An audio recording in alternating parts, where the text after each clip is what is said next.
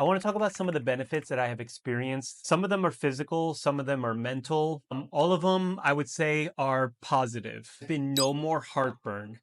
For the last few years, I suffered heartburn, mostly at night when I was sleeping because I tend to eat late at night. At least I used to when I was not carnivore. I used to snack real late at night, whether it was like cookies or whatever I had for dinner that night, like pasta or some sort of rice or grain.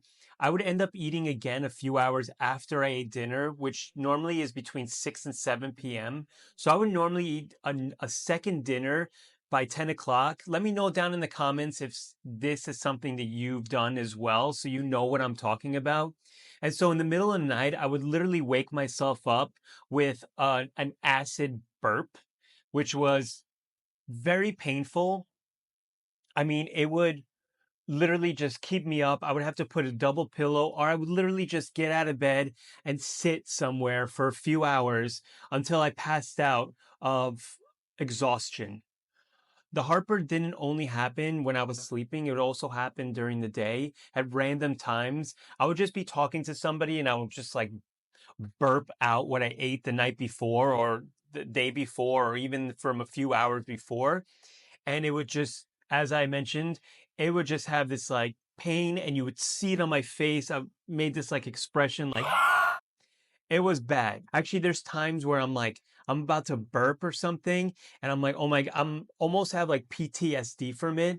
I'm expecting it to happen, and it doesn't happen, and it's such a relief that it's gone. I literally don't feel it anymore, and I'm so grateful for it.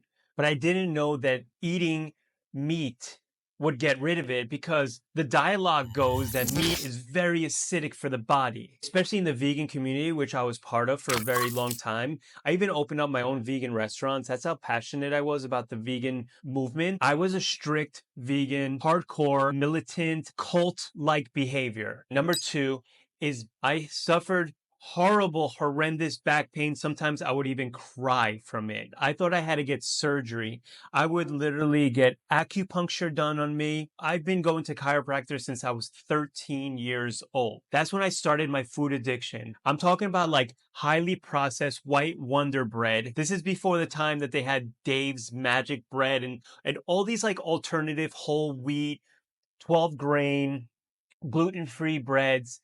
This was the OG of poison in our supermarket. I could only stand or do certain things for a certain amount of time before I had to sit down. As a matter of fact, I'll tell you this. I was a chef for 20 years professionally. I would stand on my feet all day.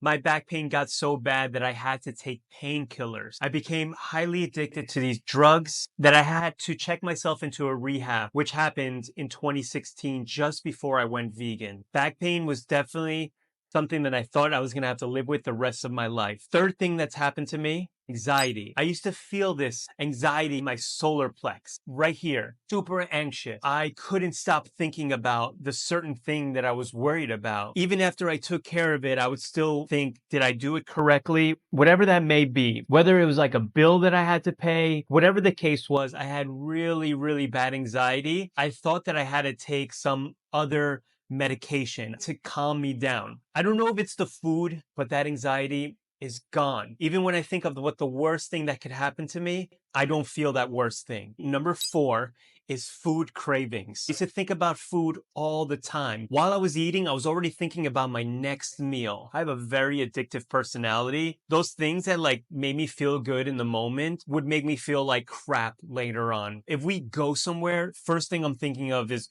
where are we going to eat and what are we going to eat? If we went out to dinner with any friends of ours and they wanted to share plates, I would stress. I would literally leave there hungry. I would go home and I would have another dinner after I just paid like $50 to $100 to sit there and drink and eat and still leave hungry. Food cravings are gone. I don't even think about food like I used to. I can actually go a very long time, probably easily 24 hours, which I've done just recently. I've gone close to 24 hours in a fast unintentionally. I just did it because I just wasn't hungry. I was like, I'm good. Like, I actually can sense now when I'm hungry. I can read the signs that my body is giving me, whether I'm hungry or whether I'm just eating because I'm bored. Number five, this has to do with my sleep. First of all, I'm not tired during the day. When I used to drive, I would have to pull over sometimes while I was driving, especially if I drove like 1 hour, 2 hours, max 3 hours before my eyes would just want to close on their own. I mean, it became to a point that it was almost dangerous. Now I can go for hours without that need to like take a nap or fall asleep.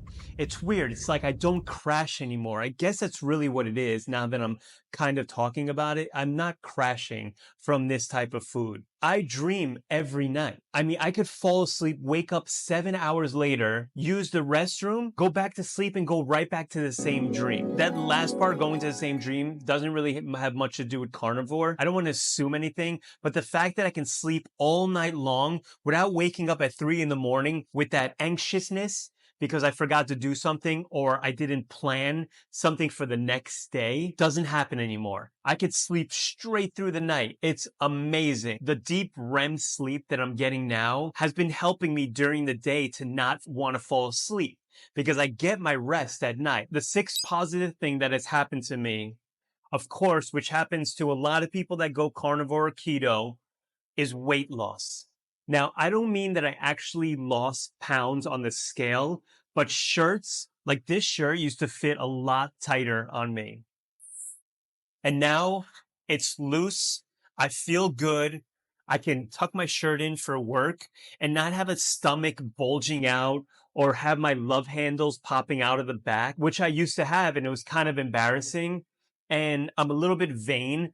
So I like to look proper. So the fact that like my clothes is fitting better, I have a lot of clothes that I didn't throw away, which my partner, she would always tell me, you got to throw this stuff away. You got to empty the closet. And I loved some of the clothes that I had bought, and I just felt bad just wanting to throw it away because I knew that eventually I would lose the weight.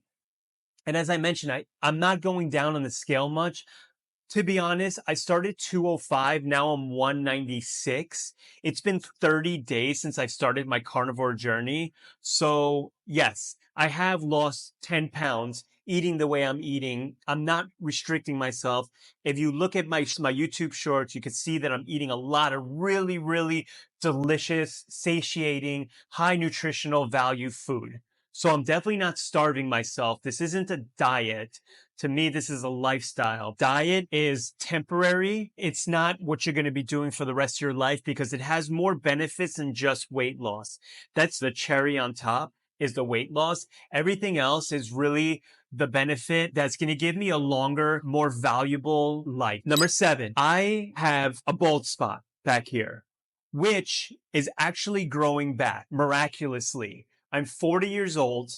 My whole family has lost their hair at 27, 30 years old max. They had the Homer Simpson thing going on. Oh, okay. Going on. Or the yarmulke on top. Me, my hair is actually growing back. I have baby hairs. Let's see if you could see. I used to have a bigger hole here where you could see my skin, and my hair is growing back. Even here, my hair is growing back. It's crazy. Who doesn't want their hair to grow back? I mean, I guess really hair shouldn't fall as quickly as it does. It's weird that your hair has a shelf life of like 20, 30 years and everything else on your body lives as long as you do. Why is that? Maybe a lot of it has to do with diet. I don't know. My hair's growing back and I'm so grateful for it. I don't know if that happens with everybody, but that's happening with me personally. This is my experience. Number eight, my breath gone. I mean, I'm still breathing, but my bad breath. I brush my teeth every day. Um, I know there's a lot of carnivores that actually talk about not brushing your teeth or not using toothpaste to brush your teeth. And I get it. Maybe they're killing a lot of the bacteria, especially a lot of the toothpaste can damage your enamel. Bad breath comes from inside of your body, especially your gut. Lately, I can wake up in the morning and I could talk to somebody right in front of them and they won't even know that I didn't brush my teeth. I'm eating all this meat and the media wants me to think that it's bad for me, yet my breath is like cleaner than ever. Weird. Number 9, guys, clarity and focus. I just can go throughout the day without overthinking about one certain thing, can just solve problems as they come up in my mind, that voice that's like, hey, what are you going to do about this? As soon as I hear that, it's like, oh, I got a solution, and that's that.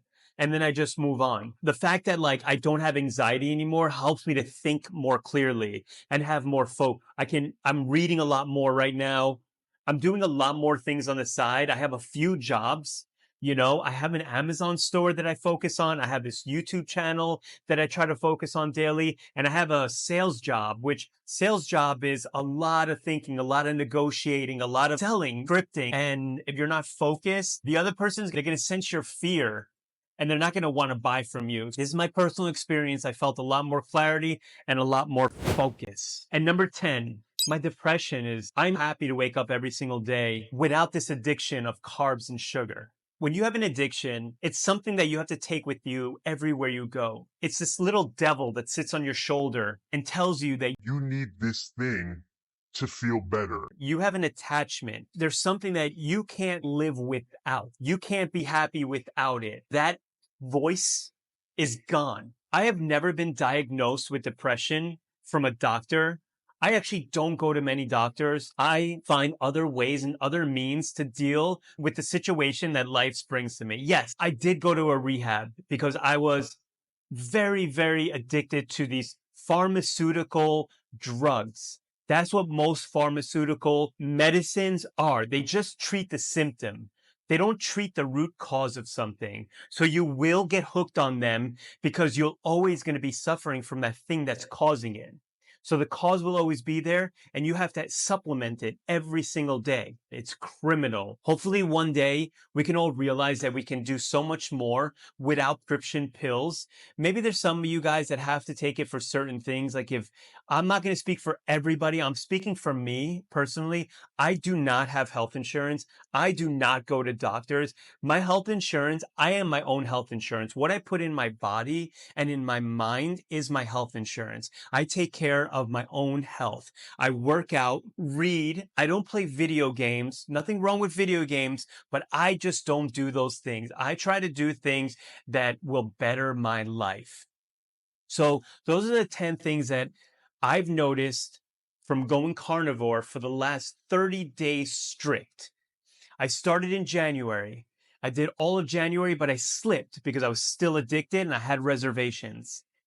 Then I started again in February 14th, Valentine's Day. I started to love myself and I decided I'm going to do it strict carnivore for 30 days because I've seen the benefits. I've listened to the testimonials and everything resonates with me.